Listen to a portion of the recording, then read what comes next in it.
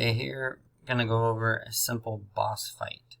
So at this end of this level right here, you get to the boss, and there's a trigger, and he's kind of tells you you're never gonna get this cornerstone thing back, and he goes in the portal. You follow him, and it's gonna set his lives to 3, and your lives will be whatever you had left over. Then he's gonna explain to you that he's hiding it in this project that he's got going on to try to steal the information, and there's a QR code that kind of does something there, and then you're gonna fight him. If you fall in the pit, you lose a life and it resets you. If you hit him, you lose a life, and you're gonna have to hit him 3 times, and if you beat him, then it should play a scene change. So I'm gonna try to do that real quick, and hopefully I can beat him in some reasonable time, and then I'll show you the script.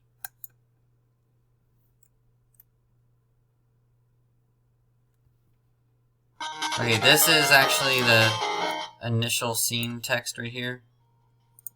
This doesn't normally show up. This is just whenever the level starts. So I'm going to hit this.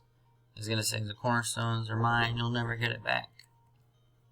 So he sends the cornerstone in there. He goes, and you jump into the level starts. I'll hide your cornerstone in my secret project. Sends it in there. So then he's going to start coming around. I actually start out with 0 lives, so I hit him once. If you look on the top left, his life changed to 2. I'm going to hit him again with my font gun. Hopefully I can get him again. Okay. I'll come down, sure. I set all these variable paths for him, so it's hard. Okay, so I hit him once.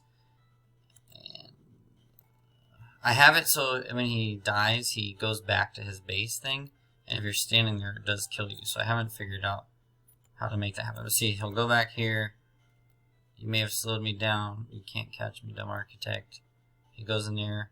Then you call the other player. Yoshi is the other player who plays alternating levels with you. The Crenellator's on the move. Look for him at the Cuban Deli.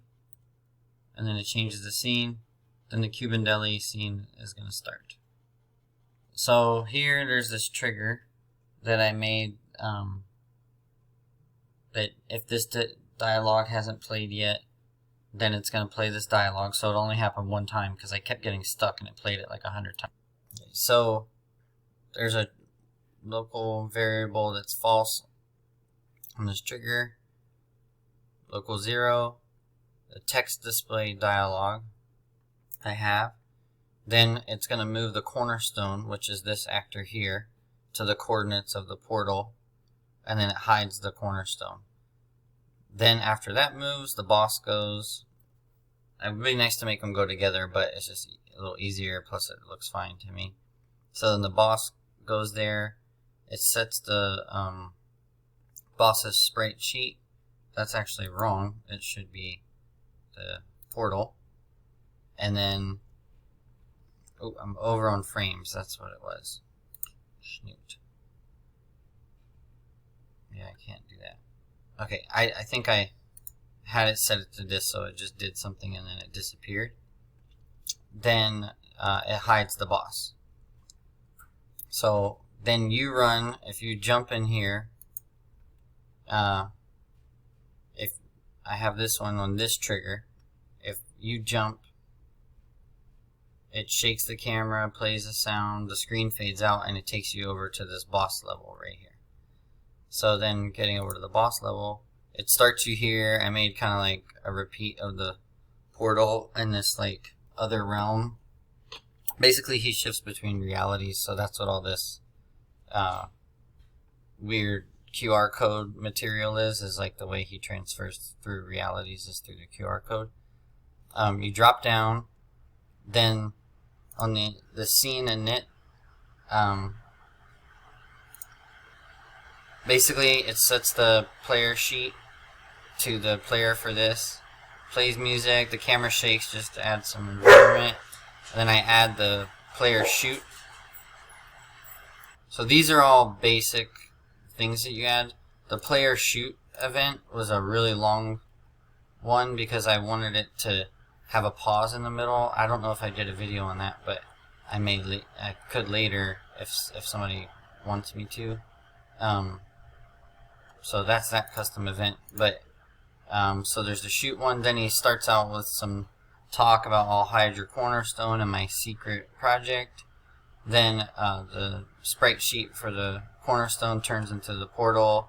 It disappears, or turns to that. Then it moves over there, and then it actually should be this way. I noticed that was messed up. So it should switch. Okay, it should. I want the actor to move over. Then it sets it to the portal. You know, the portal looking thing. It waits a half a second. Then it hides the cornerstone. So that's like the whole start of the fight.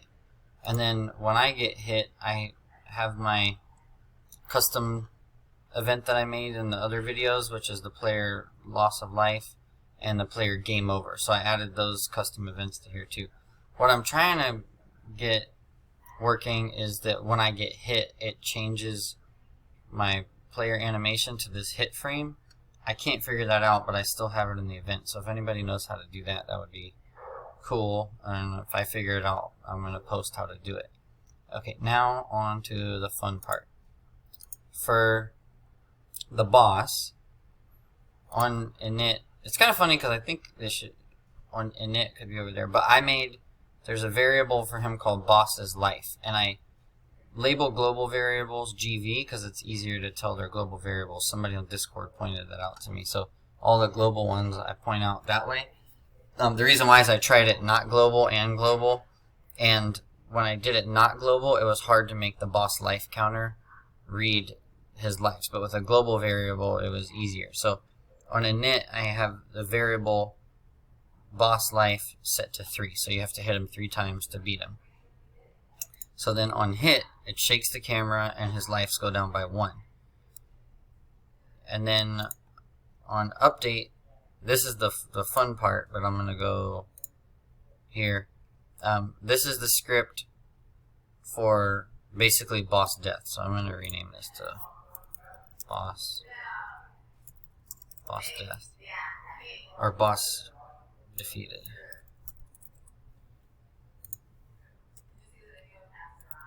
Okay.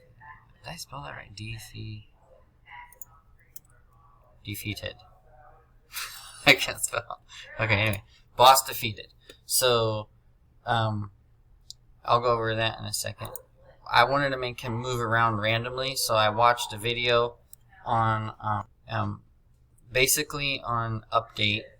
He's gonna go on the, we made a variable math function. I actually got this straight from, I can't find it, like the Game Boy GB Studio blog or something. But I made a math function for movement. So you did variable math function, and it's movement. It's a local variable. And I set it to random, and I gave it 5 maximum values. And then you add you add event, and you pick one that's a switch. So if you look one of the events, you can pick a switch. Then on switch, I picked this variable, movement direction, and it's going to do all 5 options, I guess. So it adds these 5. So I just do different move to for all of them.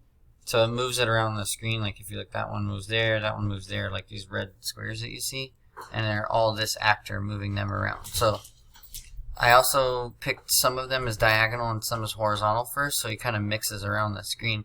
And I've played it a bunch of times, and it's actually, I mean, I'm not that great at video games, but that actually was pretty fun. And then over here, so you've got him the switch and moving around, and then on update I have boss defeated. I had that on hit, but it didn't work. So I switched it to on update. So on the boss on update, there's the boss defeated script, And so basically it says when the global variable from over here, life boss is a 0, it moves him over here. It says you may have slowed me down, you can't catch me, you dumb architect. And then he changes to a portal. And then, then it displays this text here. So I tried making it hide him, and it didn't. If you hide him and it's attached to him, then the script stops. And I could not figure out why, but I guess since once the actor's hidden, it can no longer calculate stuff. So right now I just have him, when you beat him, he changes to a portal, and the portal thing just stays there. But I guess I could change it to a frame that's totally invisible. But I'm already at 20 out of 25 frames, and I have this weird feeling I'm going to do more stuff. Or, oh yeah, I need to add like the player shooting frame, the player hit frame, and then like the frame when they fall in the pit. So I'm going to need more frames. So this one is already in the scene, so I used that. But after that happens, so he's technically still on the screen, so the script is still running, and I think that's correct the way I'm understanding it. Then it changes you to the next level, and then it starts you out with the other player. So that's my mini boss fight. It was a lot of fun playing it.